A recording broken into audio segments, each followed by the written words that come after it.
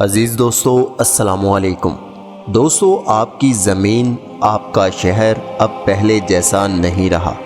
زمین کی تہوں میں ایک خطرناک خاموشی جنم لے چکی ہے اور یہ خاموشی لوگوں کی چیخوں میں کسی بھی وقت تبدیل ہو سکتی ہے اگر ہماری حکومت صحیح وقت پر اقدامات نہیں کرتی تو۔ ہمیں آئندہ دنوں میں زیادہ اور طاقتور زلزلوں کا سامنا ہوگا، اور یہ صرف زلزلے نہیں بلکہ یہ پہاڑوں کی پیدائش ہے۔ میدانوں میں پہاڑ ابھرنے والے ہیں۔ پنجاب اور سندھ کی سرزمین ایک نئی شکل اختیار کرنے جا رہی ہے۔ ہمیں فوراً تیار ہونا ہوگا ورنہ تباہی ہمارے دروازے پر ہوگی۔ میٹرو جیسے منصوبوں کو مضبوط بنانا ہوگا کیونکہ سب سے زیادہ جانی نقصان عمارتوں کے گرنے سے ہوتا ہے۔ اسلام آباد بھی محفوظ نہیں ہے اور پورا پاکستان پہاڑی علاقہ بن جائے گا۔ صرف چند میدان باقی رہ جائیں گے، اور یہ کب ہوگا؟ اور جو چیز آپ نے سنی وہ کوئی مذاق نہیں ہے، بلکہ آپ کو یہ رپورٹ دیکھنی چاہیے جس نے تہلکہ مچا دیا ہے۔ دوستو، ہمیں مستقبل میں زیادہ اور طاقتور زلزلوں کی توقع رکھنی چاہیے کیونکہ زمین کی پرتیں یعنی ٹیکٹونک پلیٹس حرکت کر رہی ہیں تاکہ پنجاب اور سندھ کے میدانوں میں نئے پہاڑی سلسلے بن سکیں، جس کی وجہ سے زلزلے آئیں گے اور پاکستان میں قیامت کا سماں ہوگا، اور لاہور سب سے زیادہ متاثر ہوگا کیونکہ پنجاب کی زیادہ آبادی لاہور اور اس کے ارد گرد کے علاقوں میں رہتی ہے۔ یہ بات پنجاب یونیورسٹی کے شعبہ سپیس سائنس کے پروفیسر ڈاکٹر سید عامر محمود نے کہی ہے، جو زمین کی پرتوں کی حرکت پر تحقیق کر رہے ہیں۔ ڈاکٹر محمود نے اپنی تحقیق کی بنیاد پر پیشگوئی کی ہے کہ اس علاقے میں ایک نیا پہاڑی سلسلہ بنے گا۔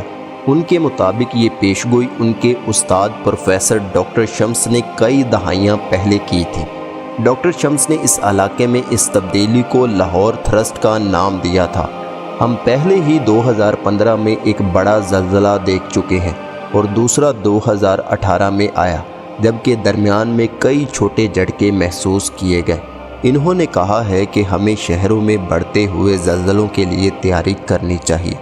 میں تجویز دیتا ہوں کہ لیبارٹریز میں زلزلوں کو ناپنے والے آلات زیادہ لگائے جائیں تاکہ زلزلوں کی سرگرمیوں کو مانیٹر کیا جا سکے، اور سب سے اہم بات یہ ہے کہ خاص طور پر لاہور میں عمارتوں کے بلڈنگ کوڈز کو زلزلوں کے لحاظ سے دوبارہ ترتیب دیا جائے تاکہ 10 ریکٹر اسکیل تک کے زلزلوں کو برداشت کیا جا سکے، یعنی لاہور میں 10 ریکٹر اسکیل کا زلزلہ آ سکتا ہے۔